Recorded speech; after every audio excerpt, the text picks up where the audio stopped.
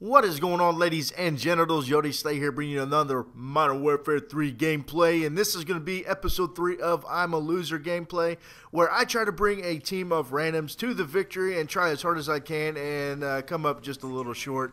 I think this one ends very close, and I also get an M.O.A.B in this game. This is not me playing right here, it's me spectating a teammate because I don't really have any idea where I was at, what I was doing at this time. I'm not really sure, but I assure you I do come in here in just a couple seconds right about, I don't know, schnow, or maybe schnow. There we go. But I start off pretty slow in this, and I get raped a couple times with this MP7 suppressed. I think I may be running two attachments with suppressor and rapid fire, but you can see right here, I'm like, yeah, fuck that guy. Let's go with the G36, son. Get a red dot and a suppressor. Now, I really hated the G36 when the game first came out, and I've really grown to love it, especially with two attachments with the red dot suppressor. It really limits the recoil. Even if you have kick on it with just a red dot, it's pretty good that way. It kills really quick, actually. But I prefer to go ninja style, go discreet, and I like to run suppressors on most of my weapons. Unless, you know, it's just like search and destroy, maybe. I don't know. I guess you could run search and destroy, suppressor and search and destroy would be good as well. But I just like, I don't know. I prefer suppressors. I like not showing up on the radar. I've ran suppressors ever since COD 4, and people are probably like, dude, COD 4, nobody really ran suppressors in that. I assure you I did. Even on the M16, the M4, and all that good shebang, I ran the suppressor because I like to go in the backside and give it to him pretty rough in the rear without spitting on my hand and all that garbage. But I'm not going to talk about this gameplay as usual. It's going to speak for itself. You can see we held the lead until the entire time. Then right there at the last minute of the game, they do get a triple cap. I was panicking. I tried to jump on flags, come up short, and all that garbage. But it is what it is as I get a nice little triple spray right there. Don't know what those guys were doing. Maybe having a three-way circle jerk. Not really sure. But my little boy Dawson, most of you guys have heard in my commentaries and heard me talk about, he actually just got his tonsils removed today.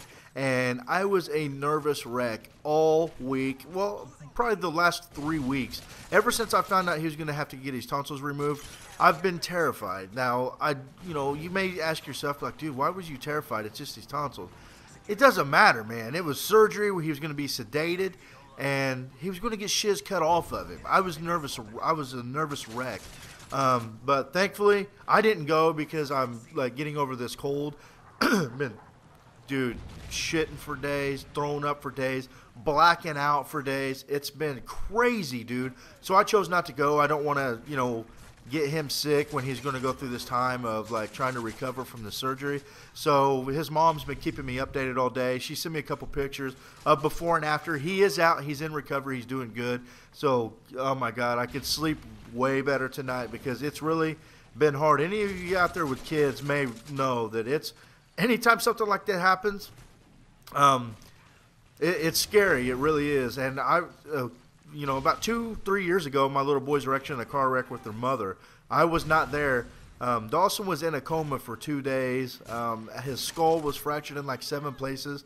His eye socket was fractured and stuff like that. So, like, I don't know. It would bring like minor flashbacks of the wreck. And when I seen him, because I was actually at work getting fired from my job from a safety violation while the wreck occurred. So as soon as I come out of the office from getting canned from my job, the receptionist is like, Brian, you got a phone call. It's an emergency.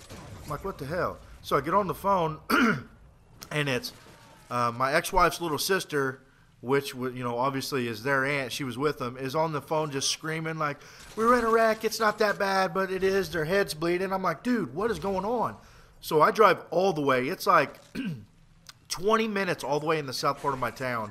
I drive all the way there, and they've already lifelined them. They didn't lifeline them. It wasn't that severe, but they were already on the way to Indianapolis, which is like 40 minutes away from my house, to a Methodist hospital, which is like one of the best hospitals in our state. Actually is probably the best hospital in our state when it comes to any kind of severe trauma, stuff like that.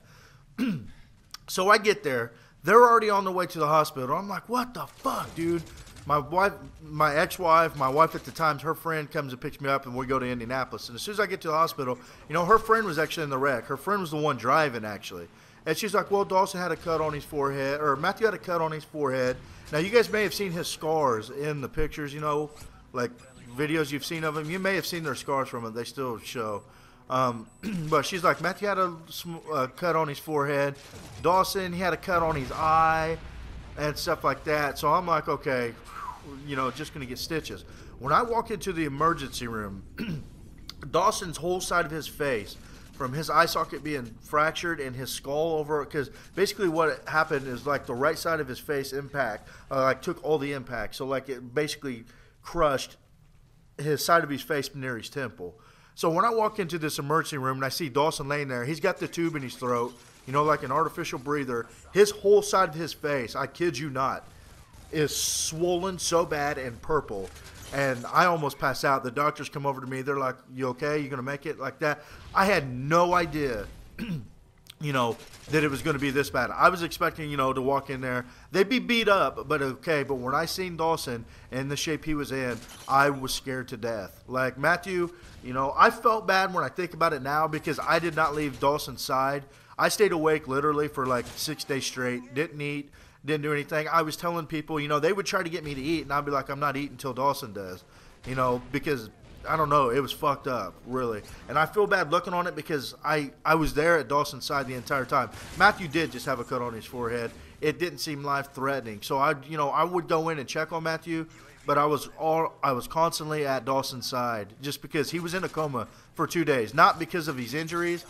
Because of the head trauma, they medically induced him into a coma for 2 days just to reduce the swelling or something like that. At one point in time, they thought they were going to have to put a like relief screw or something in his head, which lets all the, you know, because as your brain swells, you do have like, when your brain swells, picture like a pop, like a can of pop. When you shake it, you know, it starts to build pressure up on the, you know, the can or whatever. That's basically what, when your brain swells, it starts to, you know, it can't go anywhere. Your skull's there. So they, you know, if they put a screw in it, lets like gas, or I don't think it's gas, but it lets the pressure escape. They never had to do that, but they were thinking about it, and it was just crazy. So like, you know, when he's getting ready to go get his tonsils taken, which thousands of people do this, you know, I know a lot of my buddies have. When I tweeted about it that he's getting ready to do it, a lot of people were like, man, I've been there, done that. Just tell him he's going to get a lot of ice cream, you know, because I guess that's what you got to do because, you know, your tonsils are in the backside of your throat. And I've been saying for years that Dawson's going to have to get his tonsils taken out because I looked in his throat one time with a flashlight, and on the right side of his throat, he had I don't know, like a buildup or something. I don't know, just like a big lump. And I've been telling people for years he's definitely going to have to get his tonsils taken out at one point because when you looked at it, when it was like still there, it was like, damn, dude, how do you even swallow food? It looked like it would, you know, be that bad. But, you know, he didn't, you know, suffer by it. It was just something they wanted to get out just in case because he does snores, and it's funny as hell. He may not now, and it's going to be weird sleeping around the house with him here, but when he had that lump in his throat, because it did get in the way, he would snore because of it, and it was hilarious. I've done commentaries where when I went back and listened to him, I thought, you know, the snoring would be okay, and I go back and listen to it, and it sounds like he's just back there sawing logs, just going to town. So he probably won't be snoring anymore, but it'll be all right, man. So yeah, thousands of people get their tonsils removed, like probably every, you know, I'd say. It's quite often. It happens every day. I mean, I don't know if I'd go as far as saying 1,000 times a day, but I would definitely say for sure maybe close to 1,000 times a week. It's just that common. You know, you may be like, damn, dude, really that many people with effed up tonsils? But it's like a common occurrence. I didn't have to have my tonsils taken out. I remember in like 5th and 6th grade. You know, elementary school when buddies would come back from getting their tonsils removed and they would sound like girls. And I told Dawson he's going to sound like a girl since he's getting them removed. I don't know if that's like a side effect nowadays because, dude, when I was in elementary school, that was like in the early 90s. Well, in the 90s, not really early 90s, but like mid-90s to 2000. Well, mid-90s. 1990 to 1995, somewhere around there. I don't really know. I graduated high school in 2001. So do the math. I don't really know what years it would be. But the procedure probably has changed, since then. But my buddy Steven Jeffries is one I can remember. Well, dude, I want to throw this out there. Do you guys see that panic knife right there? That's not a panic knife. That's what I'm talking about. The PS3 controller, anytime I try to move, you've seen it earlier in this video where I did a little knife like that. I always, like, I could just be turning. Like right there, I'm not surprised. I wouldn't be surprised if I knifed right there. It always happens on PS3. I'm a firm believer that panic knife came from the PS3. The term panic knife, for shiz. But my buddy Steven Jeffries, I can remember so good. He came back from getting his tonsils removed one time. And, in elementary school, he's one of those dudes that was a little bit bigger and like kind of a badass, And he always running around strutting and stuff like that. He came back from getting his tonsils removed. And he sounded like like a 3-year-old chick. Like, and it was the funniest shiz ever. And so I don't know if Dawson's going to. I told him he's going to sound like a girl. But maybe not. I don't know. It'll be funny. But I'm just so thankful, so glad that it is over, because it's gonna put some relief on my pooper. I'm not kidding. I've been sweating it for days, and a lot of people probably think I may have overreacted. But one of these days,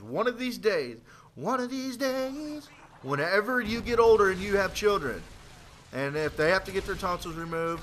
Maybe not. But when you have children, you will understand. And when I'm long gone, and you guys are father and mothers or whatever, think of YOTESLAYA, the wise gentleman on YouTube that said, I would sweat this shit like a mother trucker. Remember that. See, I'm giving life lessons here, people. Even though I'm showing you that I'm a loser in this gameplay right here, I'm giving life lessons here. You can't write this shiz. You can't. Maybe you can. I don't really know. Oh, I got a text right now. About the end of this video, too. Good timing there. But you can see there, they got us triple capped and then got us caught down. And it was a good game by him. I actually had a subscriber on the other team that sent me a message and actually he had a mic in. He told me he knew who I was and he enjoyed my videos. So that was kind of cool. I kind of let him know he's going to be on YouTube for my I'm a Loser series. But guys, I hope you enjoyed this episode. Please remember to rate and subscribe. Yodi, signing out.